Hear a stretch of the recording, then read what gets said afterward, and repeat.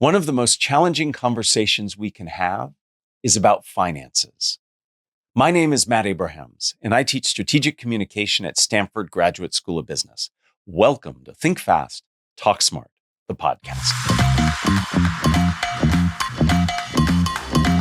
Today, I look forward to speaking with Wendy De La Rosa. Wendy is a professor at the Wharton School at the University of Pennsylvania, and she's the co-founder of the Common Sense Lab. That's Sense, C-E-N-T-S. Her research focuses on understanding and changing consumer financial behavior. She studies how small changes in a person's financial environment can have a large impact on their spending and saving habits. Wendy, I am super excited to have this conversation. Thanks for being here. Happy to be here. Thanks for having me. Yeah, shall we get started? Let's do it. In your work on financial decision-making, you've spent some time working on the fresh start effect. Can you share what that is and how we can actually leverage that in our own motivation? That's such a great question. I want to give credit where credit is due. So the fresh start effect is sort of identified by Katie Milkman, one of my amazing colleagues here, who leads our initiative Behavior Change for Good. And in her work, she sort of identifies the fact that everybody wants to change, right? We want to be better humans. We want to be better parents, better spouses, etc., better with our money. But the how and the when is always a little bit hard, bridging that gap between intention and action. And so one of the key findings in behavioral research is that we need to time our interventions really well so that your motivation to act is activated and peaked. And so we know from research that the number one time when people download financial management apps at the App Store, for example, is December 31st and January 1st, right? New year, new me. Right. But fresh start effect doesn't just have to start there. We can think about our birthdays. We can think about new seasons, the beginning of every month, the beginning of every week. One of the experiments that I conducted with a company called Silver Nest, we used this idea to do something that I think was really unique. So Silver Nest is this company that tries to connect older adults with each other to try to solve a problem. One, housing is so expensive now in the United States. But two, we have a loneliness epidemic. And we know one of the biggest predictors of our long-term health, even our longevity, is the number of daily meaningful interactions we have with another human being. And so they try to pair up older adults. As you can imagine, that's a hard ask, right? Yeah. Like, let me invite somebody that I don't know into my home. Right.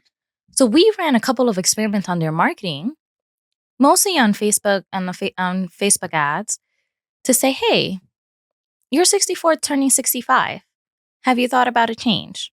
Or you're 49 turning 50, or you're 53 turning 54. Have you thought about a change? Versus you're getting older. Have you thought about a change? It's not a surprise. People know their age, right? That's not new information. But it's a cue to say, there's a meaningful change happening. Maybe I should re-examine how I'm living my life. And we saw that it led to higher click-through rates on the ads. It led to more activity on the website. And so we were really excited about that. This idea of finding signals that can help move people from intention to action is really important. And it can be a particular date. It can be some other significant event that just helps us refocus. And it sounds like it leads to not only more focus, but actually more action. For me, I think timing is everything. Yeah. Not just in relationships, right? We have that old saying, timing is everything. Yeah. But timing is everything when it comes to behavior change. It was one of the core sort of findings in my dissertation that even the timing of how we receive our money. So if you receive your paycheck every week versus every 2 weeks versus every month, that fundamentally changes how much money you think you have. So higher payment frequencies, right? When we have shorter time intervals between when we get paychecks, it makes us feel a little bit richer. And so therefore, we're more likely to spend on the margins. So it paradoxically can undermine our financial well-being. Holding constant the objective level of income, right? So we're both earning whatever it is, 50,000, 100,000, 150,000, but just by changing the timing of it, all of a sudden our relationship with money changes. And we have so many examples of showing the importance of timing as sort of this underexplored but really important aspect that we should all be thinking about in our lives.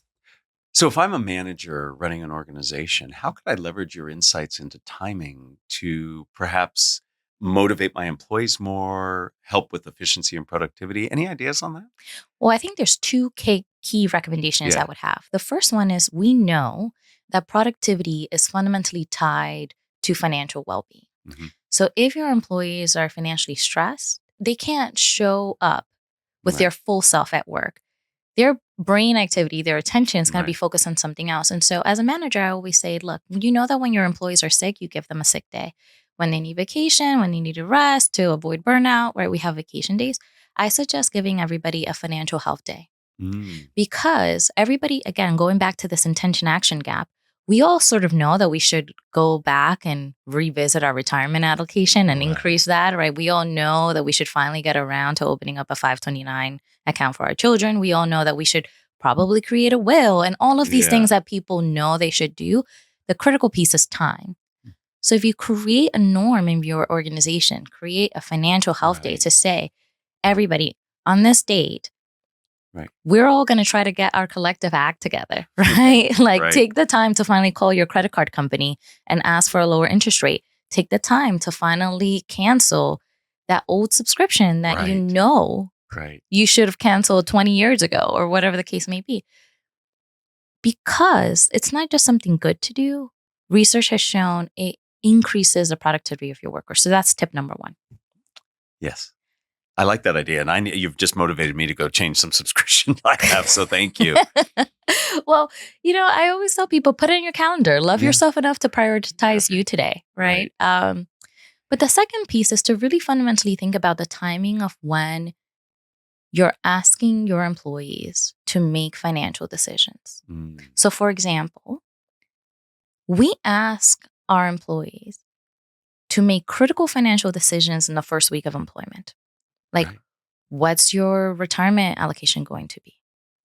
In the first week that you've just hired somebody, Right. they're probably trying to have multiple calls with IT to figure out what their login, username, and password is going to Right. be, to remember whether or not your name is, Dick, Joe, or Harry, right? Right. Like there's so many things that are happening in that first week of employment. Like it's just not set up in a way that's sustainable. So I think that's one. Like create space Mhm. for employees to go back and actively encourage employees to go back to really think about that decision if you don't already automate it. I think you're dead on right when we ask people early on in their careers to make all these fundamental decisions that they're just trying to get which end is up figured out. I felt the same way when my wife and I got engaged. There were all these questions about what do you want for your gifts, et cetera. And it's like, had I had a year into the marriage, I would have changed everything about what I was asking for. The idea that we can help our employees by having them make these decisions that are long-term a little later once they have more appreciation, I think is a great idea. You studied the power of framing on financial choices. Can you give a specific example of how a leader or manager's communication framing of, let's say, a budget cut or some new financial policy can either trigger a scarcity mindset or inspire a problem-solving mindset? How can the words we use and the way we position it influence how people see it? That's a great question. So, I, along with Stephanie Tully and Isha Sharma, have looked at this concept called psychological ownership, Mm-hmm. which is like people's feelings about things, places, ideas. Mm-hmm. Like, do I feel like I own Stanford, a piece of Stanford? Do I feel like Stanford is mine? Right. I think about my own laptop, right? I even say Right. this is my laptop, even though the ownership of it is Right. actually the University of Pennsylvania's laptop. It's really important to think about what is the psychological ownership that your employees feel over the organization. Because if this is my organization, clearly I'm going to care much more about that organization and go out of my way Right. to make sure it succeeds versus, right, if the framing and the communication is all about you are just on loan here, you're not going to get the same level of investment, motivation, attention from people who just recognize that this is not a dream that I own. I don't own a piece of it. I'm not invited to even dream about a future here. And so when negative things occur, if you involve people in the process and are transparent and treat people with dignity so that they can feel psychological ownership, I think that's really important. Suzanne Shu at Cornell has done some work looking at if you increase the sense of psychological ownership of citizens over public lands, people are much more likely to take care of that land, right? So this is one of the psychological constructs that goes beyond just ownership of a thing, right? We can think about ownership of places, ideas, membership, institutions, organizations, and oftentimes we ignore that. And so I encourage any leader listening to this, what are the words, like, check yourself, right? I'm from the Bronx, so just check yourself. Right. What are the words that you're using to describe your own organization? That's right. That's right. I'm going to go home and try this with my kids. Talk a lot about your room, your cleanliness, and see if I can get them to pick up the stuff around. It's how you can connect people to their work and to what they do. And then that changes the relationship they have and the care and concern they put forward. You discussed the concept of financial shame. What is this, and how can we talk about money more openly with friends and family to overcome this barrier so we can actually have more honest, open conversations? Yeah, shame is one of these negative emotions that's so paralyzing in many ways. And I think we have, and I'll talk about this more in sort of the US context, we have thought about financial well-being as this individual pursuit, right? If I am financially successful, by and large, we make dispositional attributions. Basically, it's because of your work ethic, it's because of your intelligence. Things associated with the person. Right. It's sort of all of these internal factors versus external factors, right? We tend to downplay luck, our communities, our support systems, our mentors, all of these things. And so when people find themselves in a place where they are not financially secure, where they feel like they're doing everything they can and yet they're struggling, because we've created this narrative about financial well-being being this individualistic pursuit, then who is to blame other than myself? Only me. And so that vicious cycle creates this shame where, how can I even talk about this openly? Because me talking about this openly is only going to lead to me recognizing my own personal failings over and over and over again. And shame, more so than any other negative feelings, emotions, leads us to ignore. And in financial well-being, that's the worst thing you could do, right? Not doing anything is sort of the worst thing you could do. So what I like to tell people is, let's breathe and sort of try to melt the financial shame away, because we have to recognize that every company out there is getting faster, smarter, more efficient. Of course, we haven't even talked about AI in this conversation, at getting you to part with your money. It's not even a David versus Goliath metaphor, if you like that metaphor. It's sort of a David versus thousands of Goliaths. Right. And so once you recognize that the environment is not necessarily set up for you to succeed, then we can have a little bit more empathy with ourselves and then recreate our environment. And that's the critical piece, right? We can't just sit in the current environment and expect things to change. Let's figure out how we can do our best to recreate our environment. What are some things people can do to recreate that environment so they feel a sense of agency rather than being the victims of not doing what they should be doing? That's a great point. So first, I tell people, you know your financial situation better than anybody else will. So you know your vices and your virtues. Take the financial health day, as we talked about earlier, to get a handle on your vices. And what does that mean? For some people, it's like, I recognize that I can say no to that new jacket one time, but when it follows me throughout my entire online journey, day in and day out, I may not have the willpower to say no the 100th time. And so how do we recreate our environment? Install ad blockers throughout your entire financial life. Some people that I've talked to, the convenience of a DoorDash or an Instacart or Uber Eats is just so high. And so I tell people, either make the decision to remove that app from your phone or link it to a prepaid card where you're installing and instilling a mandatory limit on yourself. Right? And then the third piece is, timing matters so much. So I sound like a broken record now, but it is so critical. Take a look at when you receive your pay and take a look at when your bills come in. And if there's a fundamental mismatch there because you get paid on the 1st and your big credit card bill is not due until the 17th, then now you're allowing opportunities for overspending. Call the credit card company and change your payment date so it aligns with your paydays. It sounds like you're talking about automating some things that keep you on that path, and also looking at all the automations that already exist and challenging some of them so that you can not necessarily fall victim to some of that work.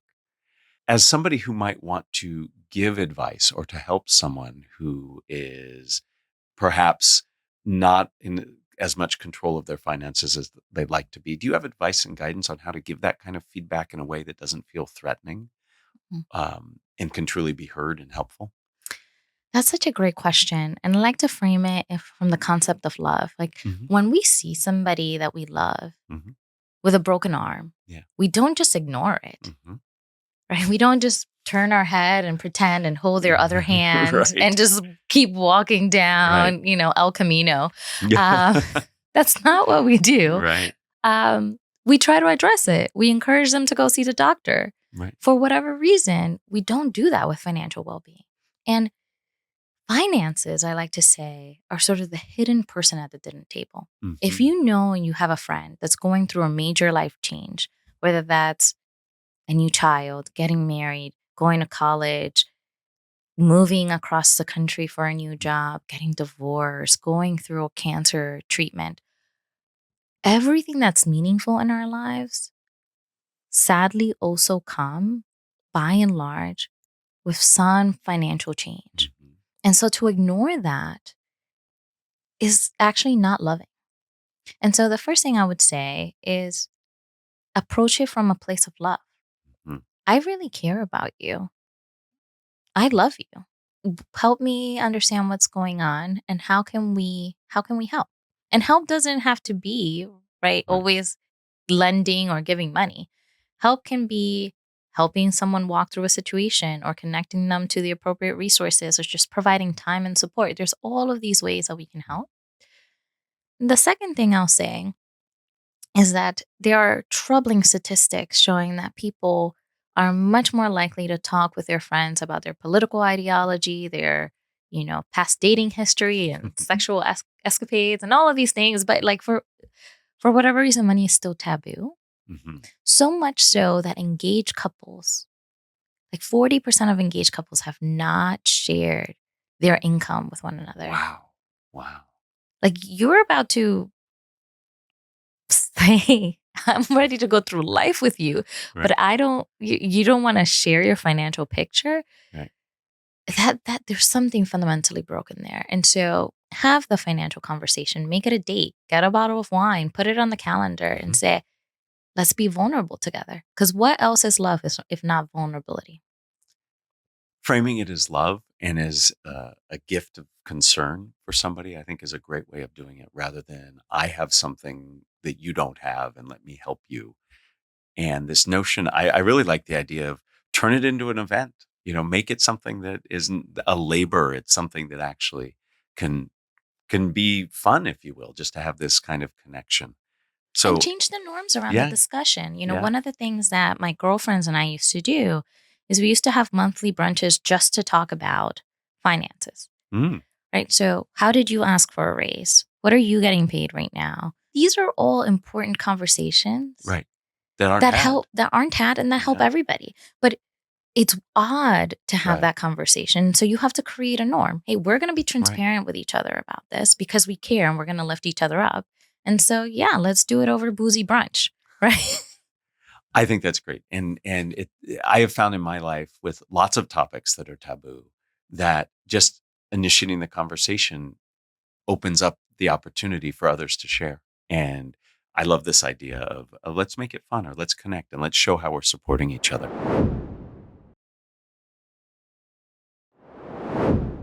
Wendy, this has been a fantastic conversation. Before we end, I like to ask 3 questions of all my guests. 1 I create just for you, and 2 are similar across everyone. So, Wendy, you've done a lot of really interesting, in-depth research. I'm curious, what has surprised you most in the work that you've done?